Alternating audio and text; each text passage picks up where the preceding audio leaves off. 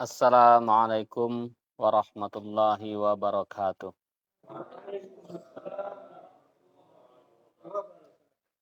Innal hamdalillah nahmaduhu wa nasta'inuhu wa nastaghfiruh wa na'udzu billahi min syururi anfusina wa min sayyiati a'malina. May yahdihillahu fala mudhillalah wa may yudlil fala hadiyalah. Asyhadu an la ilaha illallah wahdahu la syarikalah wa asyhadu anna Muhammadan abduhu wa rasuluh. Allahumma shalli ala Muhammad. فقال الله تعالى في كتابه الكريم أعوذ بالله من الشيطان الرجيم يا أيها الذين آمنوا اتقوا الله حق تقاته ولا تموتن إلا وأنتم مسلمون وقال أيضا أعوذ بالله من الشيطان الرجيم لقد جاءكم رسول من أنفسكم عزيز عليه ما عنتم حريص عليكم بالمؤمنين رؤوف رحيم Fa in tawallaw faqul hasbiyallahu la ilaha illahu alaihi tawakkaltu wa huwa rabbul arsyil azim. Alhamdulillah, naibul imam yang dimuliakan Allah, rais dan para umaro niaba Pontianak, para ikhwan yang hadir di sini yang dimuliakan Allah, sama-sama kita sangat berharap agar kehadiran kita di sini benar-benar dalam rangka memperibadati Allah Subhanahu wa taala. Ya, memang niat untuk beribadah itu harus selalu kita perbaharui gitu ya. Hati hati kita harus senantiasa dipalingkan hanya untuk Allah. Perbuatan kita, tindak tanduk kita nih, silakan Ustaz Abdul Halik. Mohon izin nih di depan. Pas lagi jadwal. Tindak tanduk kita benar-benar di-matchingkan dengan beribadah kepada Allah Subhanahu wa taala. Memang Masya Allah ya para ikhwan, kalau niat itu berpaling dari ibadah kepada Allah, meskipun yang kita lakukan itu perbuatan bagian dari peribadatan gitu ya. Tapi kalau niatnya berpaling, nanti maknanya bukan ibadah kepada Allah. Ini yang sangat kita khawatirkan. Bagi orang-orang yang telah berada dalam naungan Islam, mereka mengamalkan segala hal yang berkaitan dengan keislaman, mereka benar-benar gitu ya, merasa pengen menjadi orang-orang yang beriman. Tantangannya itu adalah ketika niatnya belum tentu untuk Allah. Jadi ini yang harus kita perhatikan. Kalau orang yang belum beragama Islam, mereka masih di luar sana, ya dia bukan bicara niat ya. Mereka harus punya passwordnya dulu gitu. Harus harus syahadatain dulu kan, harus masuk Islam dulu. Tapi kalau kita, para ikhwan, tidak serta-merta selamat. Orang yang sudah berada dalam naungan Islam itu tidak serta-merta selamat. Kalau ibadahnya tidak ikhlas karena Allah, niatnya entah kemana-mana, terus sunnahnya itu diabaikan, ya maka para ikhwan, kita khawatir sekali tergolong hamba-hamba Allah yang justru hanya menjadi tim penguji dalam barisan keislaman. Zaman Rasul itu banyak juga itu orang yang Allah takdirkan untuk menjadi apa istilahnya, batu penguji gitu ya, batu ujian. Ada berapa orang para perang Badar yang menyisihkan diri itu dari oh, berapa orang tuh? Kalau perang Uhud 300 misahkan 100 ya. Kalau perang Badar berapa orang yang orang munafik yang memisahkan diri itu? Sepertiga dari pasukan memisahkan diri. Itu terang-terangan tuh para ikhwan. Jadi ada hamba-hamba Allah yang mereka imannya tidak kuat karena banyak banyak penyakit di dalam hatinya. Sehingga meskipun bersama Rasul, kita kan luar biasa nih. Kita-kita ini para ikhwan, mimpi sama Rasul, mimpi ketemu Rasul aja sudah luar biasa hebohnya.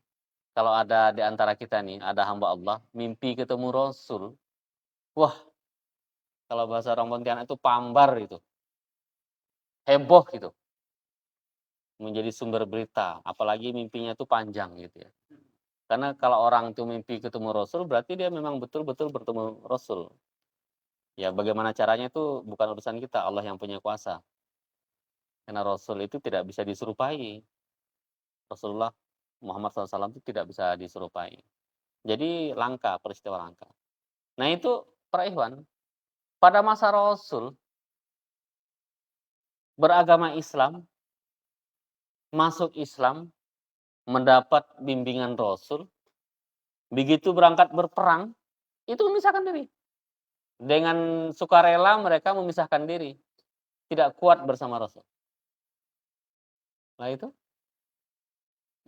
istilahnya kalau menurut kita bagaimana hatinya. Tapi kita jangan merasa betul-betul merasa menghinakan mereka. Oke lah tapi belum tentu kita kuat juga gitu. Jadi Allah tempatkan kita di tempat yang terbaik.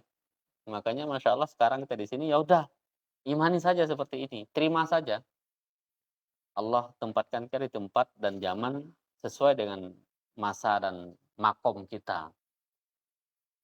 Tapi Masya Allah yang kita hayati, jadi ada manusia yang seperti itu, yang Allah ciptakan, Allah hadirkan bahkan bersama Rasul, hanya untuk menjadi tim penguji.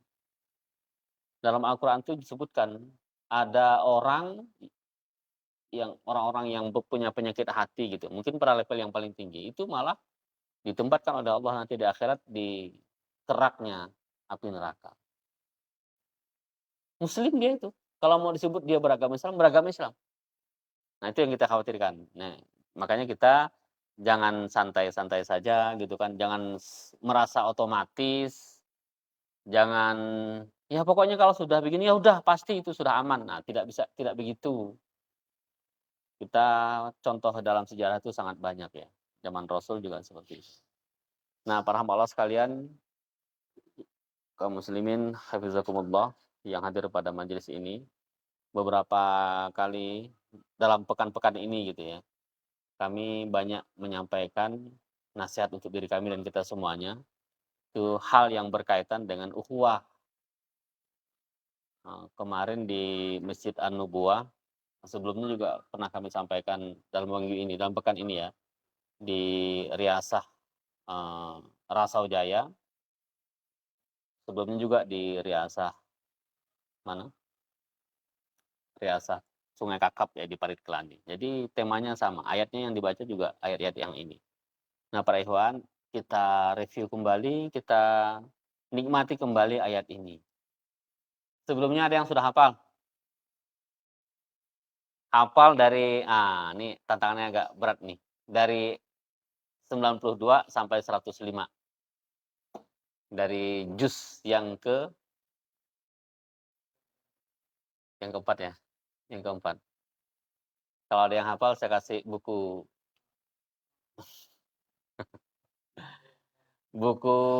apa? Buku Tarikh Sirah Nabawiyah yang tebal itu. Al-Mubarakfuri. Baru nyampe kemarin. Nah, hafal enggak?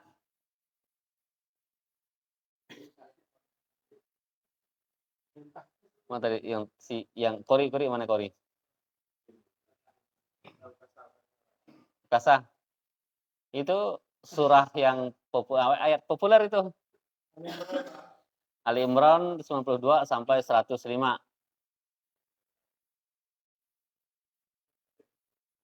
Siapa tadi yang Qori itu siapa? Muflih. Muflihin. Lantar. Kalau dari situ nggak dapat hadiah dari situ. Nanti lah hadiahnya beda kali ya. Kalau nggak ada, kita Ustazah malu-malu dia.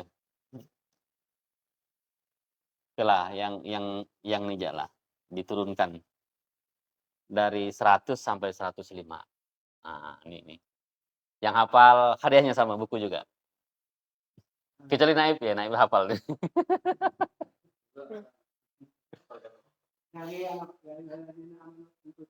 Ya. Ya lanjut sila langsung. يا أيها الذين آمنوا إن تطيعوا فريقا من الذين أوتوا الكتاب يردوكم بعد إيمانكم كافرين وكيف تكفرون وأنتم تتلى عليكم آيات الله وفيكم رسوله ومن يعتصم بالله فقد هدي إلى صراط مستقيم يا أيها الذين آمنوا اتقوا الله حق تقاته ولا تموتن إلا وأنتم مسلمون واعتصموا بحبل الله جميعا ولا تفرقوا واذكروا نعمة الله عليكم إذ كنتم أعداء فألف بين قلوبكم فأصبحتم بنعمته إخوانا وكنتم على شفا حفرة من النار فأنقذكم منها كذلك يبين الله لكم آياته لعلكم تهتدون ولتكن منكم أمة يدعون إلى الخير ويأمرون بالمعروف وينهون عن المنكر وأولئك هم المفلحون ولا تكونوا كالذين تفرقوا واختلفوا من بعد ما جاءهم البينات وأولئك لهم عذاب عظيم. Masya Allah. Gimana Naib? Boleh nggak Naib? Boleh. Nah. Apa panjang pendeknya nanti urusan Naib lah itu. Nah, tapi wajar dikasih hadiah Naib ya? Layak dah. Riz, ambilkan buku Pak Cik yang datang tuh. Cari di situ agak di atas tuh buku Sirah Nabawiyah. Warnanya agak hitam-hitam hijau kalau nggak salah. Tuh langsung. Tuh belum dikasih nama tuh, baru dibuka kemarin.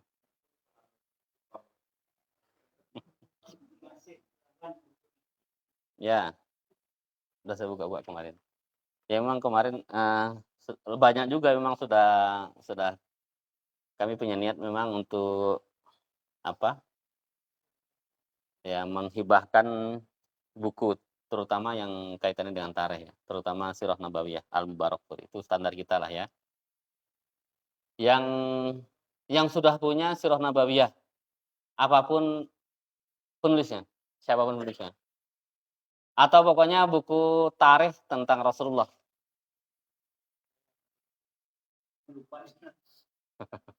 Pak Haji, Naib punya ya? 3. Apa Pak Haji? Pokoknya ada lah ya. Nah, Naib Al-Wafa.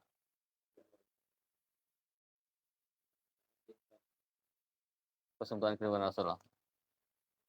Oke, belum punya saya itu. Al-Wafa saya juga. Yang kayaknya pernah dulu saya punya itu. Ada lagi yang lain yang sudah punya? Ngecek aja sini. Yang sudah punya buku tarikh atau Sirah Nabawiyah. Silakan, banyak sekali itu kan ditulis oleh para penulis sejarah ya. Tapi kemudian yang menurut hemat saya bisa dibilang yang terbaik karena memang dianggap sebagai penulisan terbaik Sirah Nabawiyah pada masa itu gitu ya. Ya ini Sirah Nabawiyah yang ditulis oleh Safiyur Rahman Al-Mubarakfuri atau disebut sebagai Ar-Rasyikul Maktum. Kalau Sirah Nabawiyah dulu juga pernah ada Judulnya sama, Sirah Nabawiyah, yang ditulis oleh Asy-Syaikh Ramadan Al-Buti ya, seorang ulama dari Suriah atau Syria. Buku yang mana nih? Kalau yang saya beli itu mungkin karena ori agak mahal dikit di all shop ya. Nah itu dia tuh, itu 100-an lebih, 110 atau berapa gitu loh. Ada juga yang di bawah 100. Nyerahkannya pakai simbolis atau pakai resmi nih? Sini deh. Pak Cik nyerahkan deh, sini deh. Sini depan lah.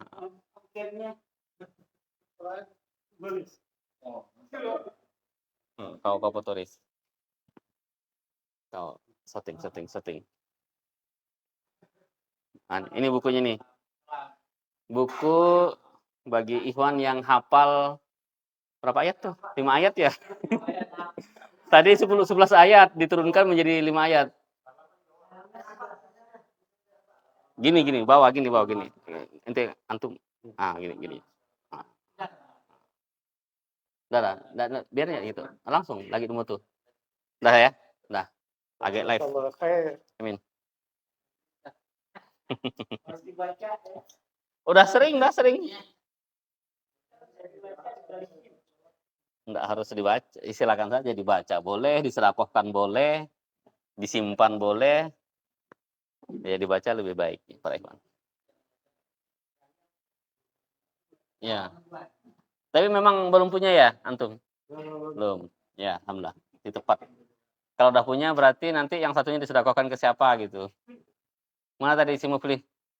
Antum hafal nggak dari bukan 100, dari 92 sampai 105 surah Al Imran. Dari awal juz yang keempat tuh. Salah hafal? Nah, ini cuman masalahnya tadi memang bukan rezeki gantung lah. Sedekah. Ya, sudah didahului oleh Ustadz Jumiat ya. Alhamdulillah. Nah, ini Pak Ikhwan, jadi kami lagi mendalami ini dan memang merasa prihatin dengan situasi kita. Ya bukan hanya kita sebenarnya. Secara umum itu umat Islam dan secara khusus itu adalah kehidupan kita di jamaah. Prihatin bagaimana? Prihatin tentang ukhuwah kita. Ini Masya Allah, padahal kalau kita bicara tentang kehidupan berjamaah, maka itu mestinya itu menjadi simbol ukhuwah Islamnya. Simbol itu artinya sesuatu yang ideal. Yang simbol itu kan pasti yang ideal tuh. Kalau ada sesuatu yang ingin kita jadikan simbol itu mesti yang paling ideal. Kita menetapkan sesuatu, simbolnya apa? Itu mesti yang ideal, yang paling bagus gitu. Yaitu kehidupan berjamaah ya begitu. Nah, ini Pak Ikhwan, mulai dari ayat yang dibaca tadi yang pertama, a'udzubillahi minasyaitonirrajim. Ya ayyuhalladzina amanu ittaqullaha haqqa tuqatih wa la tamutunna illa wa antum muslimun. Dimulai dengan seruan kepada orang-orang yang beriman dan selalu terhadap orang-orang yang beriman. Ya, karena istilahnya buka kuncinya itu dengan iman. Kalau tidak iman, ya nggak bisa. Tidak bisa dia nerima perintah. Bahkan perintah apapun dari Allah itu tidak bisa diterima kalau dia belum iman. Mesti ada penolakan. Makanya kalau ada orang menolak perintah, itu artinya memang imannya sedang bermasalah. Kalau dia benar-benar menolak sehingga betul-betul tidak dia kerjakan dan bahkan tidak diterima, namanya juga menolak gitu kan. Artinya bisa dikatakan imannya bisa nihil, tidak ada iman meskipun dia mengaku sebagai orang yang beragama Islam gitu. Syarat utama untuk mengamalkan perintah Allah atau sebaliknya untuk meninggalkan larangan Allah itu mesti iman. Iman dulu. Sempurnakan iman dulu atau ada dulu imannya. Maka ini ayat secara otomatis gitu kan dimulai dengan keimanan. Wahai orang-orang yang beriman, Allah seru dengan seruan yang paling baik kepada kita para ikhwan. Kalau Allah seru dengan keimanan itu Masya Allah artinya kita itu apa istilahnya, nidaul mukminin gitu ya, seruan kebaikan, seruan yang baik bagi orang-orang yang beriman. Ya, langsung merasa terpanggil nggak kita nih? Kalau merasa terpanggil berarti memang insya Allah ada bibit iman di dalam hati kita.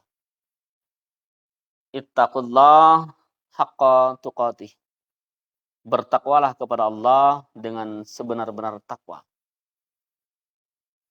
Para ikhwan, banyak sekali ayat dalam Al-Quran yang menyebutkan tentang takwa. Seruan untuk bertakwa. Perintah Allah untuk bertakwa. Atau dalam versi yang lain gitu ya, perihal takwa yang dikupas oleh Allah disebutkan ciri-cirinya dan seterusnya. Kadang-kadang berhubungan dengan ibadah-ibadah mahdhah, kadang-kadang pula berhubungan dengan akhlak dan seterusnya. Takwa dan takwa. Ya, manusia itu memang begitu para ikhwan. Manusia itu suka lupa kan? Apalagi zaman sekarang nih, banyak benar informasi yang masuk ke kita. Pernah dihitung enggak tuh? Kalau zaman dulu, zaman kita dulu saat Munjirin dengan zaman sekarang, informasi itu lebih banyak mana? Memori kita itu memang ada ambang batasnya. Kalau sudah terlalu banyak memori masuk itu walaupun kita orangnya muda gitu kan bisa jadi pelupa itu. Nah, para ikhwan, perintah untuk takwa itu mestinya selalu menjadi prioritas kita. Makanya kalau berkali-kali Allah sebutkan dalam Al-Quran, diulang lagi di awal Al-Quran, di pertengahannya, di ujung Al-Quran gitu kan. Bahkan dalam hadis juga banyak disebutkan oleh Rasul agar bertakwa kepada Allah. Para sahabat juga demikian, para ulama juga demikian. Maksudnya adalah agar kita selalu kembali kepada takwa. Selalu takwa dan selalu takwa. Jangan merasa bosan mendengar ini. Bahkan para ulama kita tuh membiasakan diri untuk menasihati ikhwan itu dengan ittaqullah. Kalau dia sudah mengatakan itu berarti sesuatu yang besar gitu kan. Kalau marahnya sudah dengan itu, takwalah kepada Allah. Itu artinya itu sudah sampai pada level yang tinggi itu. Takwalah kepada Allah. Karena kalimat itu barangkali tidak mudah kalau kita sampaikan kepada ikhwan kita gitu kan. Itu menandakan sesuatu sedang terjadi dalam diri kita. Para ikhwan, takwalah kepada Allah. Bertakwalah. Mengandung makna kesungguhan. Dan sering kami sampaikan, takwa itu dominannya itu rasa apa? Manusia itu kan punya banyak rasa kan? Pernah nggak ngitung-ngitung rasa kita? Rasa yang terdapat dalam diri kita. Hati-hati loh. Rasa itu yang mengendalikan kita kan? Siapa yang mengerjakan sesuatu karena rasa senang? Rasa itu sebenarnya bukan pengendali, harusnya bukan pengendali. Kalau seseorang itu dikendalikan oleh rasanya, jadi apa orang itu? Itu kata anak zaman sekarang tuh baper sekali gitu kan. Dia mengerjakan sesuatu atau dia kerjakan sesuatu karena senang. Atau dia tinggalkan sesuatu karena tidak suka. Dia berteman dengan seseorang karena perintah dari rasa suka. Dia menjauh dari seseorang karena perintah dari rasa benci. Kalau seperti itu, berapa kali ganti rasa kita itu? Berapa kali ganti teman? Atau berapa kali ganti perlakuan? Karena saya sangat yakin kita ini paling mudah, bukan hanya kita, semua manusia, paling mudah rasanya itu berubah-ubah. Komposisinya sama, cuman penempatannya berbeda. Pelepasannya berbeda. Aksinya itu berbeda dari rasa. Komposisinya sama, seluruh manusia itu sama komposisi rasa itu. Nah, kalau mau kita sebut gitu ya, cinta, benci, sedih, senang, apalagi sih? Galau masuk rasa gue. Kecewa, apalagi sakitin. Anda sebagai ahli rasa nih. Putus asa, berarti optimis, lawannya itu kan. Terus sedihnya juga macam-macam kan, atau mungkin orang yang ada panik, ada kalap dan seterusnya. Ragu-ragu, alam rasa kita gitu ya. Dalam bahasa Bapak ilmu pendidikan atau ilmu kesehatan biasa disebut sebagai unsur afektif gitu ya, situasi rasa kita nih para ikhwan. Nah, kira-kira kalau takwa itu dominannya itu rasa apa?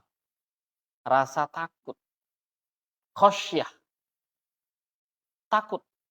Takutnya kepada siapa? Takutnya kepada Allah. Jadi para ikhwan, takut yang Allah konsep ini utamanya adalah takut kepada Allah. Walaupun dia berlaku umum, yang namanya takut ya takut. Semua manusia yang dicipta oleh Allah pasti punya rasa takut.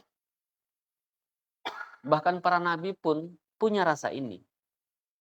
Cuma tentu ya kalau sudah bicara nabi penuh dengan bimbingan Allah kan. Tapi dalam Al-Qur'an kan juga ada tuh disebutkan bagaimana Rasul merasa khawatir kalau tidak salah yang berhubungan dengan peristiwa perceraian Zaid bin Haritsah dengan istrinya dalam surah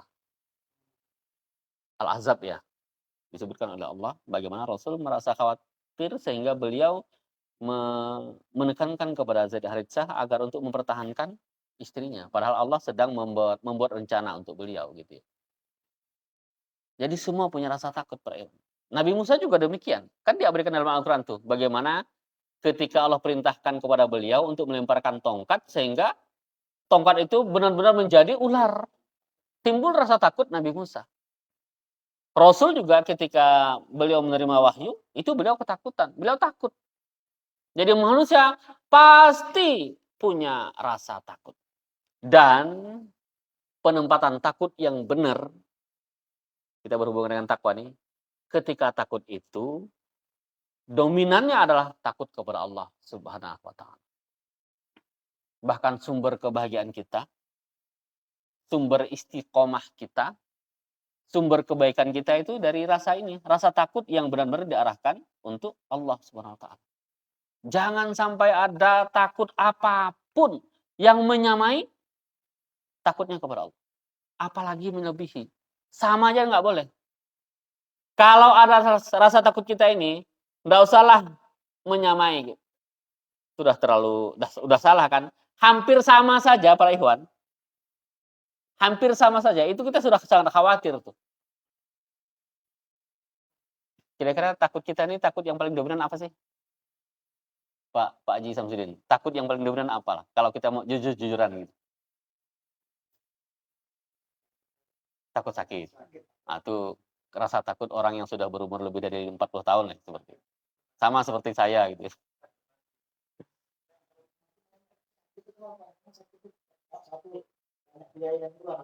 Nah, berarti betul-betul beliau takut sakit. Memang sudah merinci kan.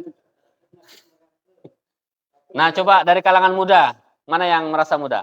Eza, kira-kira takut apa? Itu bukan takut, ngebet malah dia. Takut apa kira-kira?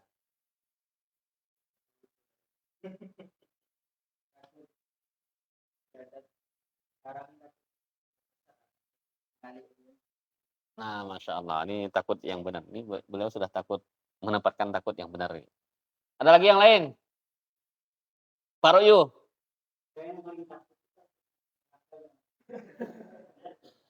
Alhamdulillah, itu rasa takut yang benar. Udah, tiga contoh. Ya, para ikhwan, jadi spontan saja, takut kepada Allah itu, ya memang wujudnya nanti ketika kita bisa mengendalikan diri kita. Karena kalau kita takut kepada Allah, kita mesti takut untuk berbuat maksiat. Karena kalau kita ingat Allah, berbuat maksiat gitu kan, tentu efeknya atau konsekuensinya itu adalah dosa. Dan dosa itu adalah neraka. Jadi kalau takwa itu ya begitu. Yang menjadi pengendali kita, motor kita untuk melakukan apapun, dan rem kita untuk mencegah dari perbuatan yang dilarang oleh Allah. Motornya apa? Takwa itu. Remnya apa? Takwa itu. Penyemangat apa? Takwa itu. Yang membuat kita betul-betul bersemangat, optimis dan seterusnya, takwa itu. Begitu seterusnya. Takwa dan takwa. Jadi takwa lagi, takwa lagi. Ayatnya perintahnya takwa lagi dan takwa lagi. Mengandung kesungguhan. Kalau sudah bicara takwa itu para ikhwan, kalau untuk mencapai iman saja gitu kan sudah betul-betul maksimal kita itu kan. Coba, iman itu para ikhwan, kita tancapkan di dalam hati, kita ikrarkan di lisan kita amalkan melalui perbuatan kita. Tancapkan dulu dalam hati nih. Atau ikrarkan dulu ya. Pertama ikrarkan dulu di lisan, kemudian masuk ke dalam hati, kemudian laksanakan melalui perbuatan. Itu tidak mudah. Iman itu tidak mudah. Walaupun iman itu memang dia harus ditingkatkan lagi sehingga menjadi orang-orang yang bertakwa para ikhwan. Ya, iman saja sudah mengandung kesungguhan, apalagi kalau meningkat ke takwa. Betul-betul bersungguh-sungguh. Oleh karenanya, kami dulu pernah bilang begini, orang itu pasti punya marah. Ada nggak orang kita punya marah? Nggak ada. Pasti punya marah. Kalau ada orang tak marah, bagus konsultasikan ya ke rumah sakit jiwa. Jangan-jangan sakit. Dan memang sakit kayaknya. Iya. Masa ditampar berapa kali, nggak marah? Masih senyum ya gitu kan, nggak bergerak. Nah udah kalau ada seperti itu udah, nggak usah tunggu-tunggu. Langsung konsultasikan. Itu dia tak berani marah. Bukan tak marah, tak berani marah dia tuh. Coba yang nampar tuh budak kecil. Habis di pelasahnya. Ya. Nah, pernah dulu saya ceritakan bagaimana orang yang bertakwa marah itu. Dalam surah Al-Imran 132 kalau tidak salah. Ciri-ciri orang yang bertakwa kan disebutkan di situ. Di antaranya itu adalah wal kaziminal ghaiz. Orang yang mampu menahan amarah. Dalam tafsir disebutkan wal kaziminal ghaiz itu adalah orang yang mampu menahan amarah sehingga marahnya itu tidak nampak pada perilakunya. Nah, itu takwa. Itu takwa. Jadi takwa itu memang kualitas yang lebih tinggi lagi. Kemudian ada lagi yang berikutnya, wa'afina 'anin nas, yang memaafkan kesalahan manusia orang lain. Padahal para ikhwan, memaafkan itu ternyata itu pilihan. Kalau kita itu dizalimi dan kita ingin mengambil hak membalas, sebenarnya ada celah bagi orang Islam itu, bagi kaum muslimin gitu ya, untuk membalas. Allah sebutkan begitu. Wa in aqabatum fa'aqibu bimithli ma uqibtum bih. Kata Allah begitu. Kalau memang ingin membalas, ada celah bagi kaum muslimin itu untuk membalas. Itu yang standar. Tetapi orang yang bertakwa, dia tidak membalas, dia tidak memilih itu, tetapi dia memilih untuk wa'afina 'anin nas. Jadi takwa itu memang kualitas sudah nyampe, sudah melebihi. Terus begini, mengerjakan sesuatu yang tidak berdosa, yang hukumnya itu mubah, dosa enggak? Namanya tidak berdosa. Boleh enggak? Yang mubah kita kerjakan? Boleh. Kalau sering-sering ngerjakannya boleh enggak? Masih boleh. Terus kita kerjakan sehingga menjadi bagian dari diri kita. Padahal itu hal yang mubah. Boleh enggak? Boleh. Jatuhnya kan nanti kalau dia umpamanya jatuh kepada kelalaian, jadi hukumnya itu bukan pekerjaan yang dosa, bukan. Tapi lalainya yang tidak boleh. Begitu kan? Contoh sederhana nih, main bola. Tidak ada hukumnya larangan main bola itu. Kalau udah sampai ada kita larang main bola, pasti bukan main bolanya. Umpamanya di bagian nutup auratnya, di bagian berantemnya. Makanya bola Indonesia ini suka berantem kan?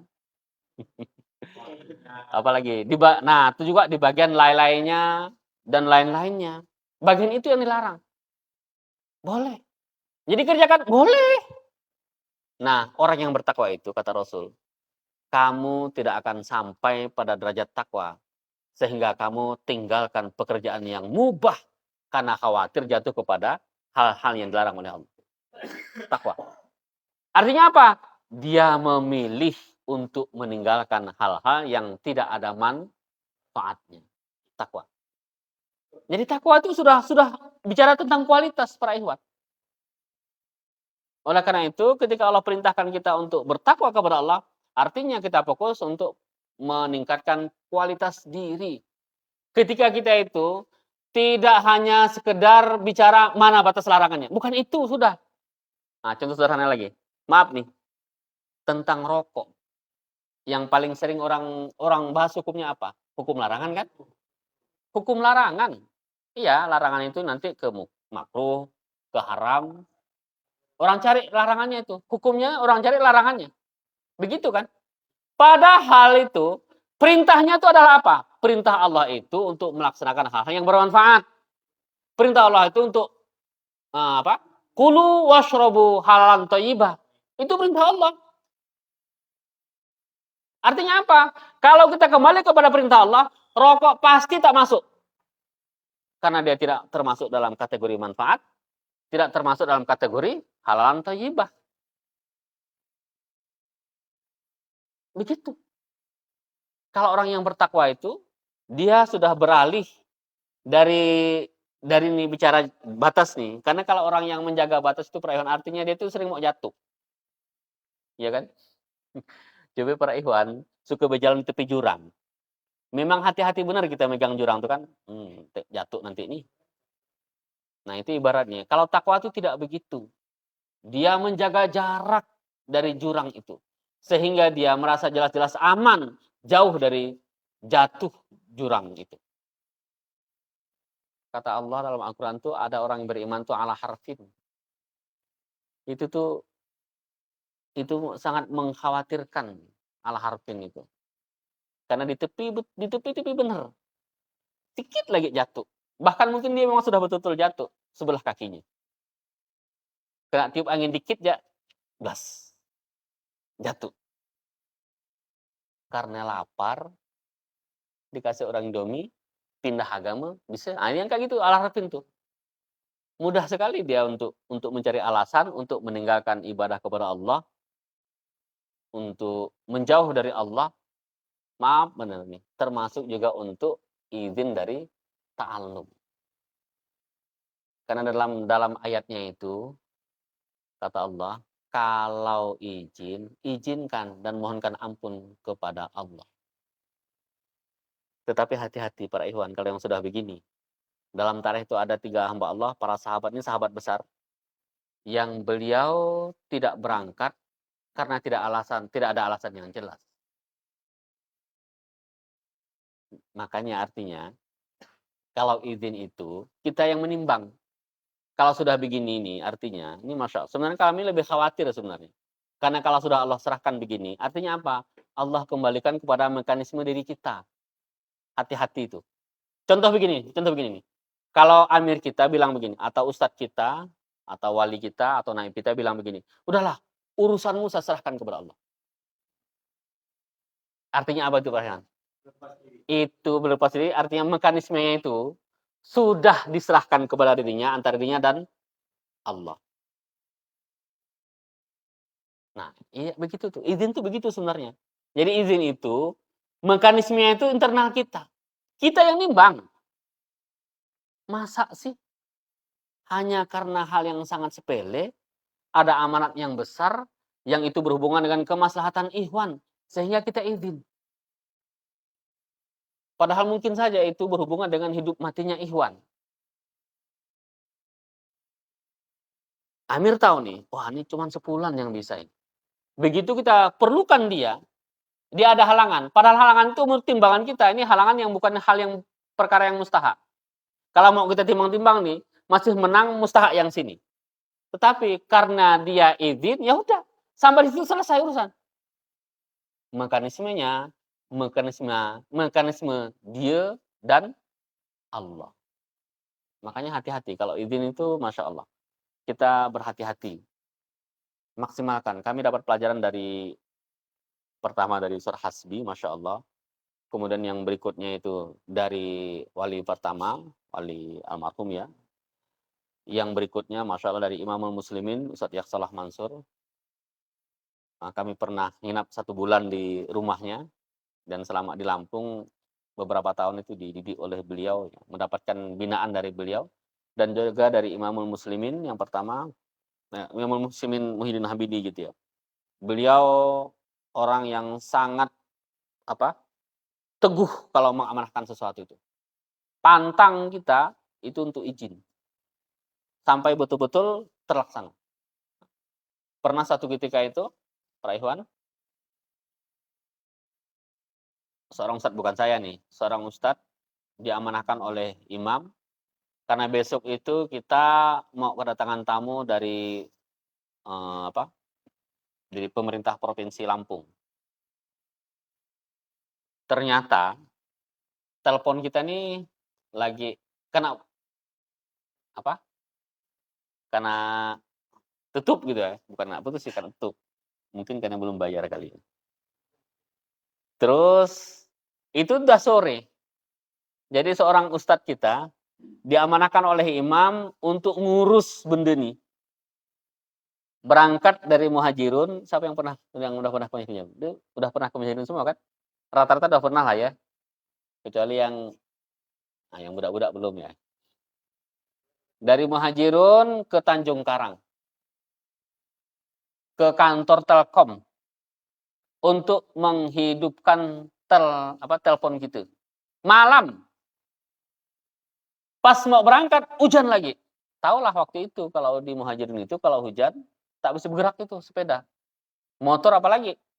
Ya nggak tahu para Ikhwan waktu itu akhirnya dia bisa keluar dari Muhajirun sampai di sana, sampai di kota Tanjung Karang gitu ya.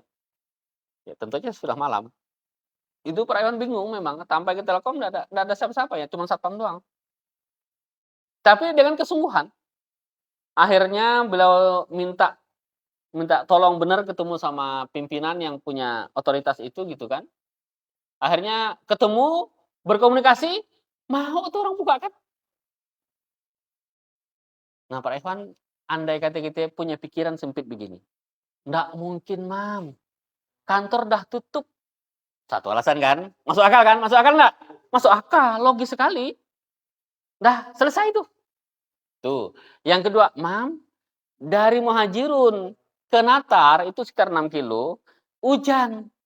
Kalau hujan tak bisa keluar motor dan sepeda. Masuk akal nggak? Masuk akal.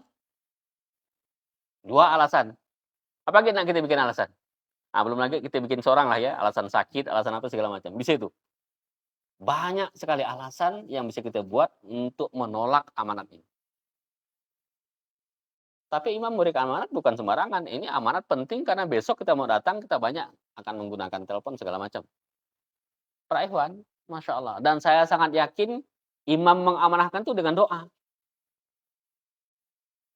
Begitu Ikhwan itu tadi, sebenarnya ya keluar tuh galau, para Ikhwan. Galau. Dalam bahasa gitu nak tentu dua ini. Mana bisa keluar aja susah. Sampai di sana nemukan kantor tutup. Mau ngapa? Tetapi para Ikhwan ya, Masya Allah. Kalau Allah berkehendak tuh kan, kalau sudah lari ke situ, lari ke akidah, lain pula ceritanya. Semuanya Allah yang mampu. Masya Allah. Nah, panjang pula ceritanya. Jadi tadi bicara tentang takwa, ittaqullah, mengandung kesungguhan. Jadi para Ikhwan, kuatkan kesungguhan. Karena ciri takwa itu bersungguh-sungguh. Cari ayat dalam Al-Quran yang berkaitan dengan takwa itu mesti kesungguhan. Di antaranya itu kan a'udzubillahi minasyaitonirrajim. Wasari'u ila maghfiratin mir rabbikum wa jannatin 'arduhas samawati wal ard u'iddat lil muttaqin. Kata wasari'u itu berlari-lari, bersegeralah, bercepat-cepat. Fastabqul khairat, berlomba-lomba kepada kebaikan. Takwa itu mesti lebih sungguh-sungguh lagi dari hanya sekedar amal biasa. Bisa kita bedakan nanti. Orang yang dilandasi dengan takwa ketika dia menunaikan ibadah sholat, dengan yang takwanya masih ecek-ecek gitu. Orang yang ta'alum, dilandasi takwa dengan orang yang belum sampai takwanya. Orang yang mengamalkan ayat jihad, dengan orang yang dan seterusnya. Naib dah ngitung tuh. Ada orang tuh yang ring 1. Ini hamba Allah ini, dari mungkin berapa ratus naib di sini? Makmum. 200. Nah, ini Masya Allah Pak Iwan harus sebenarnya harus berbahagia kalau sering-sering dapat amanah dari naib, dari amir. Itu tandanya Anda diandalkan. Amir itu tidak akan mengamanahkan orang yang kira-kira sulit untuk bergerak.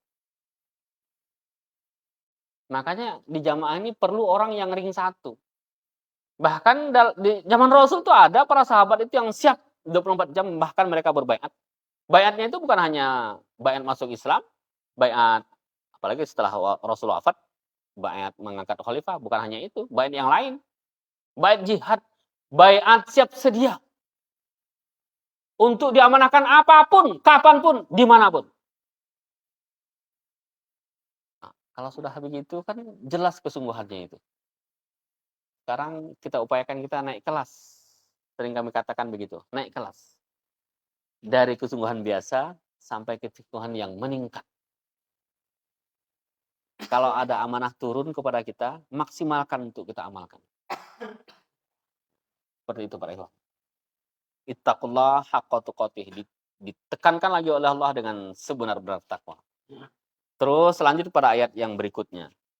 Ini Masya Allah Pak Ikhwan. Ini ayat subhanallah betul-betul berorientasi ukhuwah. Karena lagi kita bahas tentang ukhuwah. Ini ayat Allah perintahkan kepada kita untuk berpegang teguh, ini versi terjemahan Depak ya. Berpegang teguh kepada tali agama Allah. Seraya berjamaah. Yang seraya berjamaahnya bukan versi Depak. Ini versi tafsir. Tetapi itu yang kita yakini, kita pahami. Seraya berjamaah. Wala tafarraqu. Ini mohon maaf Ikhwan yang tadi malam mendengar nasihat seperti ini, mungkin ini diulang lagi. Wala tafarraqu. Jangan berpecah belah. Larangan pertama yang kita jumpai setelah mendengar perintah untuk berpegang teguh kepada tali agama Allah dan berjamaah. Larangan apa yang pertama? Wala tafarraqu. Ngepas banget. Ini sangat berkenaan dengan diri kita. Karena apa? Manusia itu punya potensi yang besar untuk apa? Untuk berpecah belah. Untuk bermusuh-musuhan. Untuk selisih paham. Untuk bertikai pendapat dan seterusnya. Bahkan sampai untuk berbunuh-bunuhan. Manusia punya potensi itu. Sering kami sampaikan begini. Memang manusia itu makhluk yang unik. Makhluk yang unik. Allah perintahkan kepadanya. Allah konsepnya, padahal konsep awal manusia itu kan dicipta oleh Allah untuk apa tujuan utamanya? Kan ibadah. Gitu kan? Allah konsep makhluk yang bernama manusia adalah untuk ibadah. Nggak ada tujuan lain, ibadah kok. Tetapi dalam konsep itu Allah masukkan berbagai macam warna, gitu kan, perilaku, gitu kan, komposisi dirinya itu justru yang bisa menghalangi ibadah. Ya kan? Fa'alhamaha fujuraha wa taqwaha. Fujur itu Allah masukkan ke dalam diri kita. Fujur, rasa fujur itu kan ada pengingkaran di situ, ada beratnya di situ, ada segala macam hal-hal yang mengarah kepada keburukan. Itu masuk di situ. Itu Allah konsepkan di dalam diri kita. Kan mungkin kita bertanya, ya Allah, ngapain dimasukkan? Bukankah konsep awal tadi kita untuk ibadah? Dimasukkan pula hal-hal yang seperti ini, yang membuat kita bertambah berat untuk ibadah. Mungkin kita timbul pertanyaan seperti itu. Begitu kita terlahir ke dunia, nemu lagi kita. Ya Allah, kan engkau perintahkan kepada aku untuk menikmati yang halal. Halalan thayyibah. Kenapa pula engkau ciptakan di muka bumi banyak yang haram? Dekat-dekat pula dengan saya nih. Bahkan kelihatan banyak yang enak. Kenapa pula seperti itu ya Allah? Padahal kan sejak awal engkau telah katakan, ini kan untuk ibadah. Tapi kenapa banyak hal-hal yang mudarat, bahkan hal-hal yang haram, hal-hal yang sangat buruk terdapat di muka bumi ini? Para ikhwan, ternyata inilah uniknya manusia. Memang Allah berkehendak seperti itu.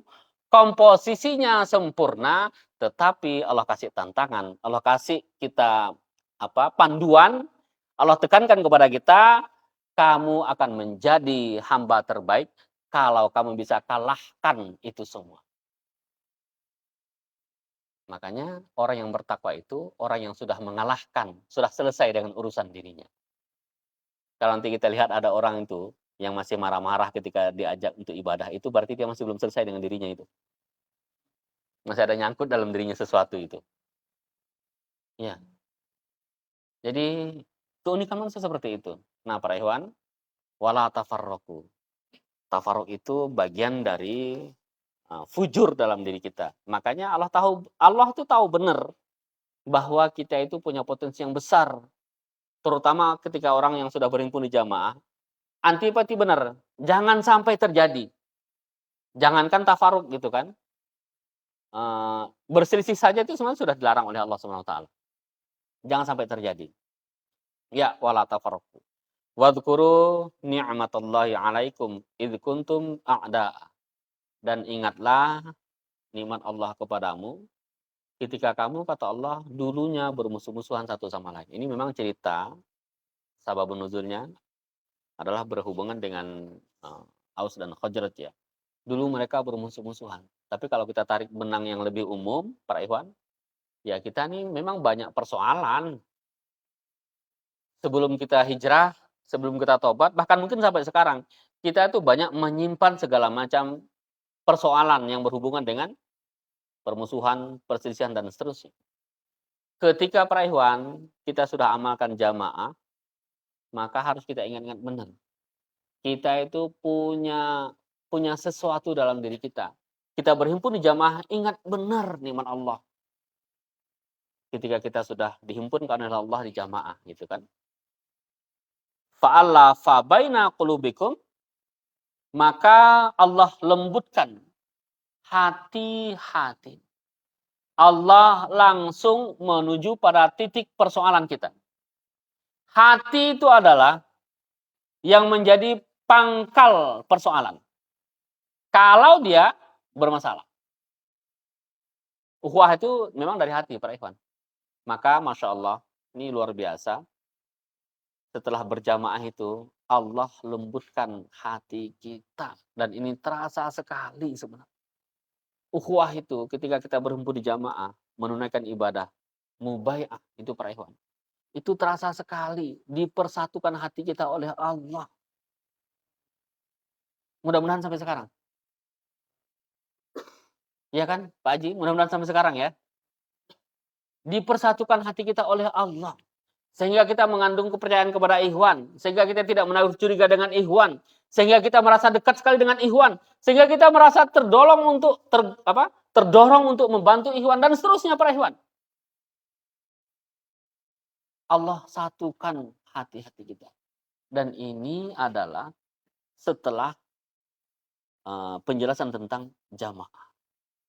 Makanya menurut hemat kami, kalau ingin menikmati orisinalitas gitu ya, keaslian ukhuwah, maka kita harus terhimpun dulu dalam satu kesatuan jamaah. Allah satukan hati kita. Nah, terus kita lanjut. Terus fa'alafa baina qulubikum fa'asbahtum binikmatihi ikhwana.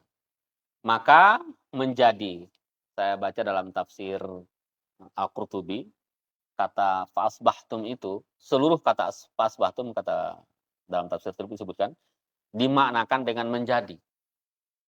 Saya buka-buka juga di kitab Fathur Rahman itu. Ternyata fa'asbahtum itu berasal dari kata fa, bukan fa, sod, ba, ha gitu ya. Satu akar kata dengan subuh. Nanti mungkin Ustaz Abdul Khalik yang bisa menghubung-hubungkan itu. Subuh terus apa lagi? Banyak itu.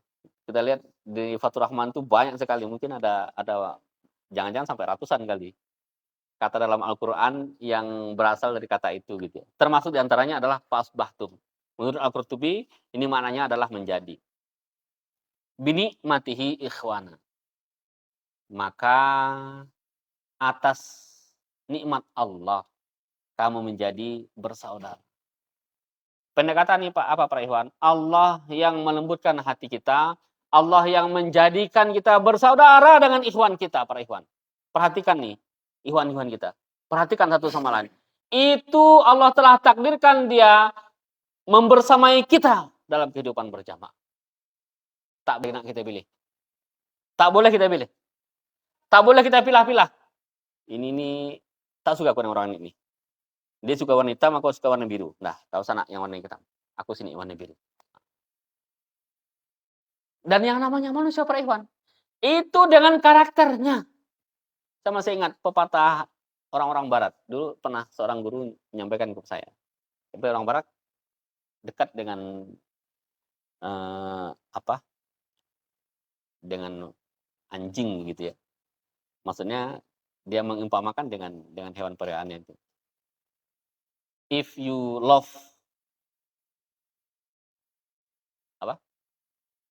If you love someone, you must be love his dog. Atau gimana tuh? Jika kamu mencintai seseorang, maka kamu harus mencintai anjingnya. Maksudnya itu jika kamu cinta seseorang, kamu harus cinta dengan segala perilaku dia. Maksudnya manusia itu yang Allah bersamakan dengan kita tuh para ikhwan. Banyak orang-orang yang Allah bersamakan dengan kita. Itu dengan karakter dia. Kita perhatikan baik-baik itu istri kita. Perhatikan baik-baik itu anak-anak kita atau orang tua kita. Itu Allah takdirkan kita menjadi pasangan hidupnya. Atau ada anak yang terakhir dari rahim istri kita, Allah takdirkan dia keluar menjadi anak kita. Begitu seterusnya. Dia kok yang Allah utus kepada kita. Ikhwan kita juga demikian. Melalui konsep ayat ini. Dia kok yang Allah kirim kepada kita untuk menjadi ikhwan kita. Yang menurut konsep ayat ini, fa'alafa baina qulubikum fa'asbahtum binikmatihi ikhwana. Siapa itu? Ikhwan-ikhwan kita yang ada di sekitar kita saat ini. Para ikhwan, kira-kira berkontak dengan ikhwan, berhubungan dengan ikhwan itu, lebih banyak sabarnya apa syukurnya? Ini pertanyaan mendalam ini. Mendalam dan menjebak. Kalau kita jawab lebih banyak sabarnya, artinya kita lebih banyak tertekan ketika berada di dekat ikhwan. Sabar benar aku dengan dia nih. Iya. Begitu datang. Astagfirullah. Apalagi ini. Masalah apalagi ini. Ya, itu para ikhwan. Padahal nih, konsep ayat tadi tuh, kita ulang lagi ya. Fasbahtum binikmati fa'alafa baina qulubikum fasbahtum binikmatihi ikhwana. Terus kita lihat siapa orang itu yang menjadi ikhwan-ikhwan gitu. Ya ini semua nih. Yang di sana yang terus dan di mana-mana itu. Itu dia yang Allah kirim. Itu yang Allah gerakkan dia untuk membersamai kita hidup dalam kehidupan berjamaah. Dia itu orangnya. Padahal, kalau boleh nak disebut pakai kata padahal nih, kita pengennya ya Pak Rokyu, kita pengennya, kita kan maunya kita ini kan ikhwan kita itu yang paling lemah lembut orangnya. Orang yang sangat penyabar. Yang perilakunya sangat menyenangkan. Yang kalau kita lewat dekat dengan saja itu, aromanya sudah tercium wangi dan seterusnya. Yang suka jamin kalau kita lagi kemana-mana. Maunya kita gitu kan? Bayangan kita mungkin hidup berjamaah itu di awalnya begitu. Wah, ini pokoknya nikmat semua deh. Betul-betul dengan penuh dengan ukhuwah. Lawang jelas ukhuwah Islamiyah. Maunya kita begitu. Lantas kemudian Allah kirim kepada kita hamba-hamba Allah yang ada di dekat kita. Maaf, jangan sebagian memangkelkan, menjengkelkan hati kita. Tapi dia yang bila masuk kepada konsep tadi, kita ulang lagi nih, fa'alafa baina qulubikum fa'asbahtum binikmatihi ikhwan. Ya itu, ikhwan-ikhwan kita itu. Oleh karena itu para ikhwan, kalau bicara tentang konsep ukhuwah, sebenarnya kalau ukhuwah itu para ikhwan, kita itu bicara tentang diri kita atau orang lain sih sebenarnya. Kalau ukhuwah. Ayo, Kalau bicara tentang persaudaraan, kita itu sedang bicara tentang diri kita atau orang lain. Kita ingin mengakrabkan dengan seseorang yang harus kita ubah orang lain atau diri kita. Nah, ini baru jelas pertanyaan. Iya, maksudnya begitu. Kalau ada kita tidak cocok dengan seseorang, yang paling dulu kita ubah itu, yang kita sesuaikan, bukan di sana. Kita dulu. Jadi kalau konsep ukhuwah itu begitu, yang sana juga menyesuaikan, yang sini juga menyesuaikan. Jadi ukhuwah itu. Tapi kalau dua-duanya tak mau, dia tak dia bilang dia tak ngerti dengan saya dia tuh. Padahal saya ini kalau minum tuh tak suka yang manis. Kenapa dia dikasih yang manis terus? Yang sana juga gitu. Dia tak ngerti dengan saya. Padahal saya itu kalau menurut budaya saya ngasih orang tuh harus pakai yang manis. Nah, itu tak pernah ketemu tuh. Karena dua-duanya nuntut orang lain untuk berubah. Nah, para ikhwan, ini konsep sederhana dan kami sangat khawatir gitu ya. Jangan-jangan kita tuh begitu. Kita tuh mengonsep ukhuwah itu menurut akal pikiran kita, yang menurut kita orang lain yang harus berubah. Kita punya konsep begini nih. Orang lain yang harus sesuai dengan konsep kita. Itu bukan ukhuwah para ikhwan, itu ego. Sekali-sekali kita tanya dengan istri kita itu, kamu tuh sabar apa nikmat sih dengan saya nih? Kalau udah nyebut nikmat tapi bergara itu berarti dia sabar itu. Atau kita tanya, nih, nah ini tuh berarti saya nih. Kalau istriku ada nggak kita manggil istri kita istriku? Nggak ada kali ya. Itu dulu waktu baru nikah tuh kali. Istriku gitu. Nih, kalau Abi pergi, Umi tuh suka ke tak sih? Pergi nih lagi entah kemana 3 hari tugas. Atau mungkin lagi ke kantor gitu ya. Itu nih enjoy nggak sih? Tenang nggak sih? Kalau bilang nyaman kalau begitu santai kami istirahat. Udah. Berarti itu kehadiran kita membuat dia menjadi tidak nyaman. Nah, itu kita harus introspeksi itu. Karena saya sangat yakin orang tak nyaman itu bukan masalah letih. Bukan masalah tenaga.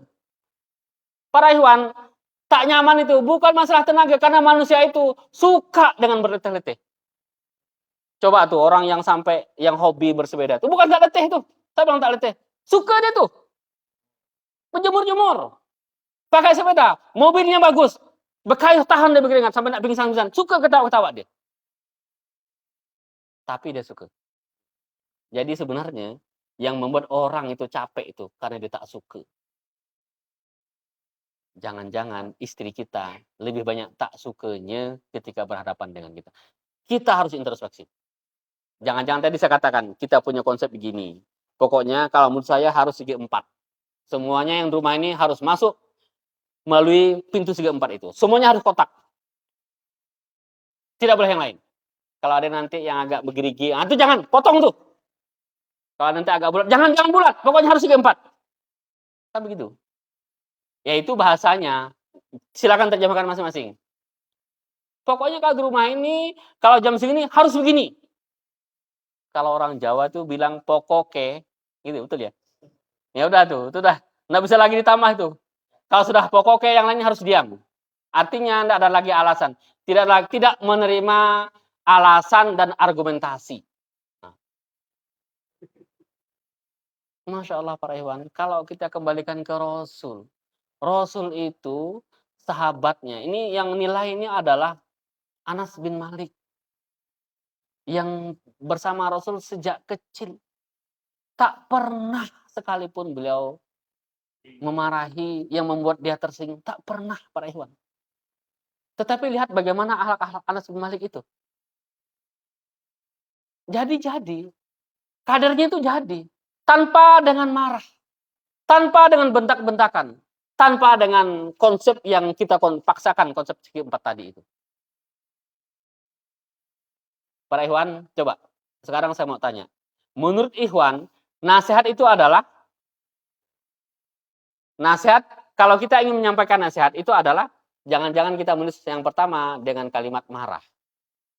Menurut kita menyampaikan nasihat itu harus dengan marah. Iya, maksud saya kalau di rumah ya begitu. Karena kita ini kan semuanya, dalam tanda kutip ya, penguasa di rumah semua nih. Yang masih kecil tuh bakal menjadi nanti, dalam tanda kutip. Maksudnya kita amir semua di rumah nih. Kita adalah orang yang Allah makomkan, Allah tempatkan untuk menjadi orang yang ditaati oleh orang lain di rumah.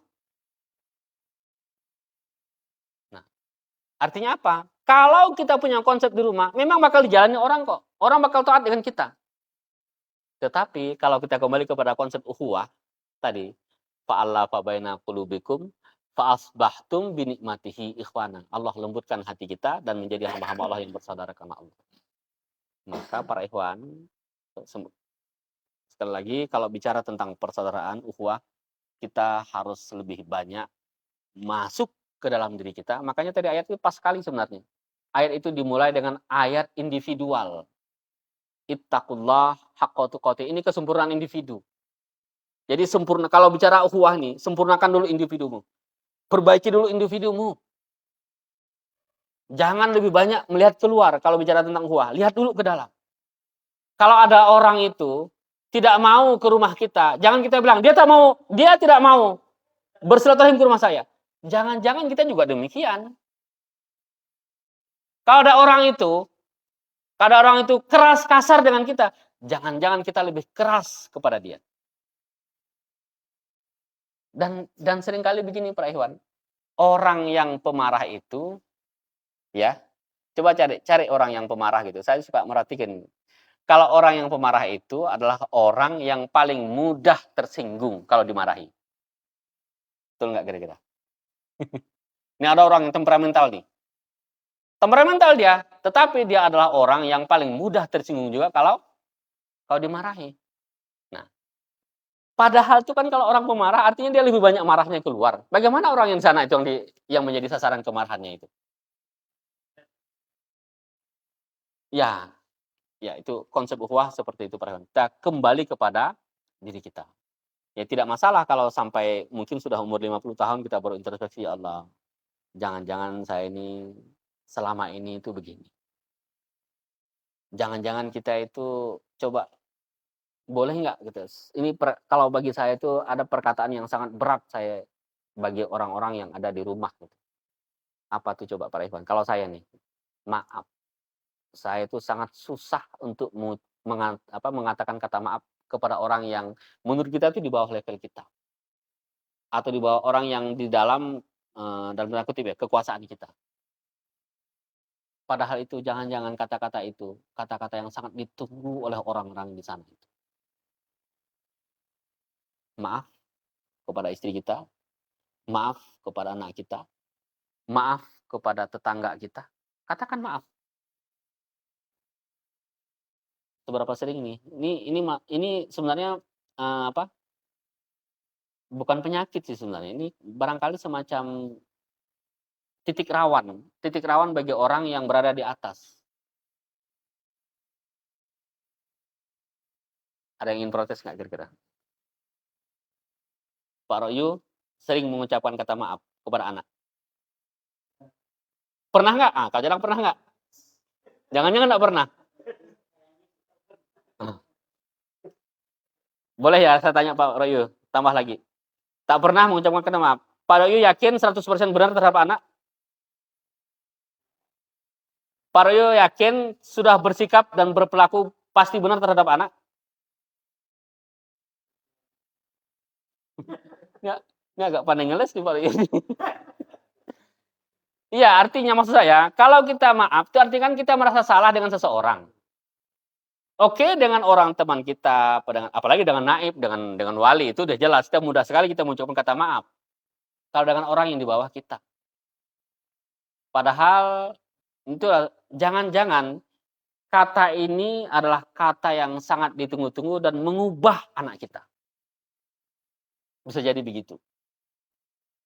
Karena ini bagian dari, ini juga saya kira bagian dari ilmu pendidikan gitu ya. Ini kan termasuk kata ajaib nih. Beberapa kata ajaib itu kayak terima kasih, kemudian maaf, dan seterusnya gitu ya. Ya. Lanjut Pak Ikhwan. Nah, terus waktunya sudah selesai sebenarnya. Karena waktu naik bilang 1 jam ya. Udah lebih 1 jam, nggak terasa. Nah itu para ikhwan, terus apalagi?